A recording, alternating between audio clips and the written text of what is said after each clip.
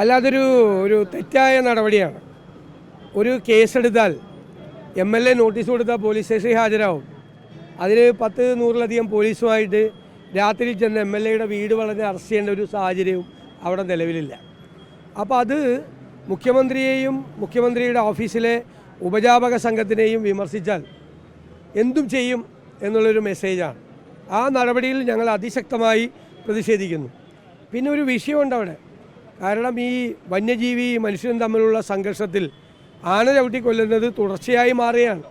Government നിസ്സംഗരായിരിക്കുകയാണ്, ഒരു കാര്യവും ചെയ്യുന്നില്ല. വന്യജീവികളുടെ ആക്രമണവും പുതിയ വനനിയമത്തിനുണ്ടാകാൻ പോകുന്ന ഭേദഗതിയും വലിയൊരു അരക്ഷിതത്വ ബോധം ആ മേഖലയിലുള്ള ജനങ്ങൾക്കുണ്ടായിട്ടുണ്ട്. അതുകൊണ്ട് ഇത്തരം സംഭവങ്ങൾ ഉണ്ടാകുമ്പോൾ സ്വാഭാവികമായ പ്രതിഷേധം ഉണ്ടാകും.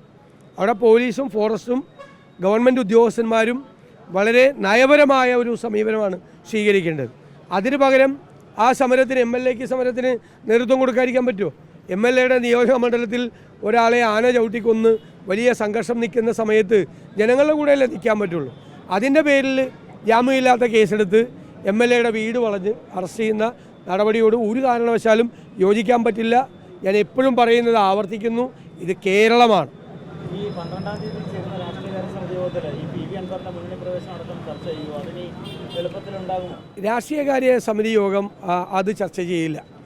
അത് പിന്നീട് അത് രാഷ്ട്രീയമായി എടുക്കേണ്ട തീരുമാനം. അതും ഇന്നലെ ഉണ്ടായ സംഭവമായിട്ട് യാതൊരു ബന്ധമില്ല. അനൗദ്യോഗിക ചർച്ചകൾ നടക്കുന്നുവെന്നാണ് ആരെ സ്വാഗതം ചെയ്ത്? അല്ല, UDF അല്ലേ തീരുമാനിക്കേണ്ടത്.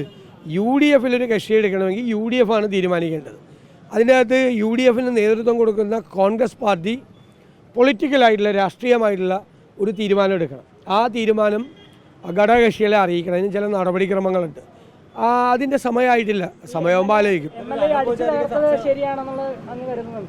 അല്ല, MLA അടിച്ചു തകർത്തൊന്നുമില്ലല്ലോ. MLA അടിച്ചു തകർത്തതായിട്ടുള്ള വിഷ്വൽ വല്ലതും നിങ്ങളുടെ കയ്യിലുണ്ടോ? മുന്നണി പ്രവേശനവുമായി ബന്ധപ്പെട്ട് അനൗപചാരിക ചർച്ചകൾ നടന്നുവെന്ന് PK കുഞ്ഞാലിക്കുട്ടി അടക്കം പറയുന്നുണ്ട്. അടുത്ത UDF യോഗത്തിൽ കൃത്യമായി ചർച്ച ചെയ്യുന്നു. എനിക്കറിയില്ല, ഞാൻ നടത്തിയിട്ടില്ല. ഞാൻ UDFൻ്റെ ചെയർമാനാണ്. ഞാൻ അറിഞ്ഞുകൊണ്ട് ഒരു സംഭാഷണവും നടത്തിയിട്ടില്ല. ഒരാളെ അതിന് വേണ്ടിയിട്ട് ഞങ്ങൾ UDF നേതൃത്വം ആരെയും ചുമതലപ്പെടുത്തിയിട്ടുമില്ല. അല്ലല്ല, ഈ വിഷയത്തിൽ ഞങ്ങൾ നേരത്തെ തന്നെ ഇവിടെ നിങ്ങൾ കോതമംഗലത്തും കുട്ടമ്പുഴയിലും സംസ്ഥാനത്തുടനീളം കോൺഗ്രസും UDFും ആ പ്രക്ഷോഭത്തിൻ്റെ പാതയിലാണ്.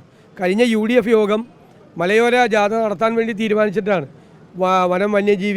വന്യജീവിയും മനുഷ്യനും തമ്മിലുള്ള സംഘർഷം, ആ കാർഷിക മേഖലയിലെ വിഷയങ്ങൾ ഉയർത്തിക്കൊണ്ട് വലിയൊരു സമരത്തിന് UDF രൂപം കൊടുക്കാൻ വേണ്ടി തീരുമാനിച്ചാണ് കഴിഞ്ഞ UDF യോഗം. അപ്പോൾ ആ കോഴ്സിന് വേണ്ടി ഞങ്ങൾ തീർച്ചയായിട്ടും പിന്തുണയ്ക്കും. അങ്ങേക്കെതിരെ വലിയ വിമർശനം ഉന്നയിച്ച ഒരാളാണ് അൻവർ. ഞാൻ അതൊന്നും ചർച്ച ചെയ്യേണ്ട സമയമല്ലല്ലോ ഇത്. ആരായാലും ഇപ്പോൾ എനിക്കെതിരെ വിമർശനം ഉന്നയിച്ച ആളെ രാത്രി പാതിരാത്രിക്ക് വീട്ടിൽ കയറി അറസ്റ്റ് ചെയ്തുകൊണ്ട് പോകാം എന്ന് പറയുമ്പോൾ ഞാൻ അതിനെ സപ്പോർട്ട് ചെയ്യുമോ? ഞാൻ അത്തരക്കാരനല്ല. എന്നെ വിമർശിച്ച ഒരാളെ അത് ശരിയായിരിക്കും, അദ്ദേഹത്തിന് അത് വിമർശിക്കാനുള്ള സ്വാതന്ത്ര്യമുണ്ട്. എന്ന് പറഞ്ഞാൽ ആളെ ഒരു MLA രാത്രി വീട്ടിൽ കയറി 10-120 പോലീസുകാർ വീട് വളഞ്ഞ് അറസ്റ്റ് ചെയ്തുകൊണ്ട് എന്ത് സാഹചര്യം ഉണ്ടായത്? എന്ത് സാഹചര്യമാണ് ഉണ്ടായത്?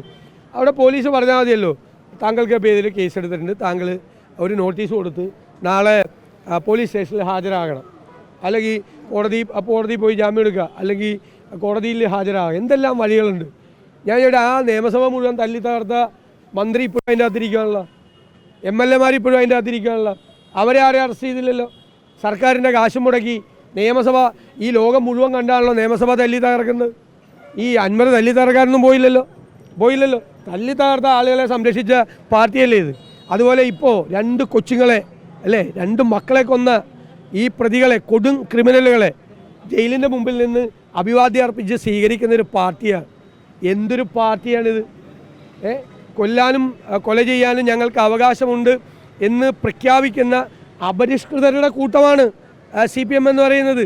കൊന്നവനെ സംരക്ഷിക്കാൻ നമ്മുടെ നികുതി പണം എടുത്ത് വക്കീലന്മാരെ കൊണ്ടുവരുന്ന പാർട്ടിയും ഗവൺമെൻറ്റുമാണ് കേരളം ഭരിക്കുന്നത്. 2 കുഞ്ഞുങ്ങളെ, 2 കുടുംബത്തിൻ്റെ പ്രതീക്ഷയായ 2 ചെറുപ്പക്കാരെ ക്രൂരമായി വെട്ടിക്കൊന്നതിന് കോടതി ഇരട്ട ജീവപര്യന്തം ശിക്ഷിച്ച പ്രതികളെ ജയിലിൻ്റെ മുമ്പിൽ ചെന്ന് സ്വീകരിച്ച് ആനയിക്കുക. അതൊരു സ്ഥാനത്തിരിക്കുന്ന ഒരാൾ ആ ജയിൽ ഉപദേശക സമിതി അംഗത്തിൽ നിന്ന് ആ P. ജയരാജനെ പുറത്താക്കണം. ഈ പാർട്ടിക്ക് നാണമില്ലേ? ഈ ക്രിമിനലുകളെ സംരക്ഷിക്കാൻ? ഇവർ ഏത് യുഗത്തിലാണ് ജീവിക്കുന്നത്? ഈ നൂറ്റാണ്ടിലാണോ ഇവർ ജീവിക്കുന്നത്?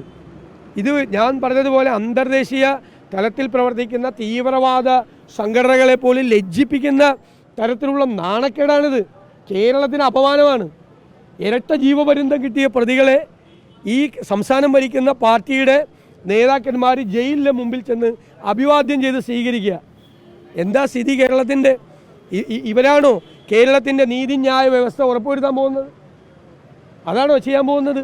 എന്തൊരു കൂട്ടക്കൊലയാണ് ചെയ്തത്. എന്നിട്ട് ആ പ്രതികൾക്ക് മുഴുവൻ സംരക്ഷണം കൊടുക്കുക. പാർട്ടി ചെന്ന് എല്ലാ സംവിധാനം ചെയ്ത് കൊടുക്കുക. ആ ജയിലിൽ AC മുറിയാക്കി കൊടുക്കുക. AC മുറിയാക്കി കൊടുക്കുക. നമ്മുടെ TP ചന്ദ്രശേഖരൻ കേസിലെ പ്രതികൾക്ക് എല്ലാ സൗകര്യവും ഉണ്ടല്ലോ.